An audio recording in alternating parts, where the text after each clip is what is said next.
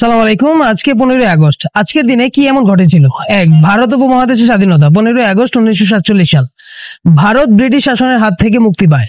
একই সাথে ভারত পাকিস্তান বিভাজনের মাধ্যমে নতুন রাষ্ট্র প্রতিষ্ঠিত হয়। পাকিস্তানের প্রথম গভর্নর জেনারেল হিসেবে শপথ নেন মোহাম্মদ আলী জিন্নাহ। 2, দ্বিতীয় বিশ্বযুদ্ধের সমাপ্তি।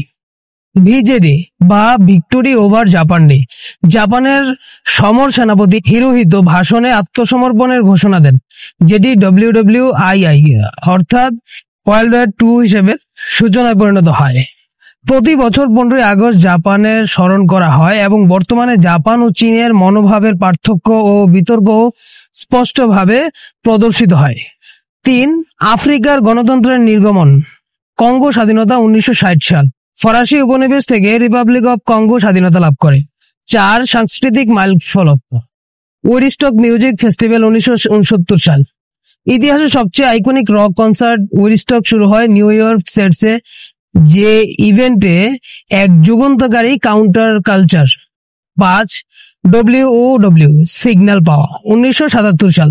ওহাইও টেস্ট ইউনিভার্সিটির বিগ ইয়ার টেলিস্কোপ থেকে গভীর মহাকাশ থেকে একটি রহস্যময় সংকেত ধরা পড়ে, নাম পায় ওয়াও সিগন্যাল। 6, রাষ্ট্রীয় সঙ্গীত নতুন সময় উত্তর কোরিয়ার পিয়ংইয়ং টাইম 2015 সাল।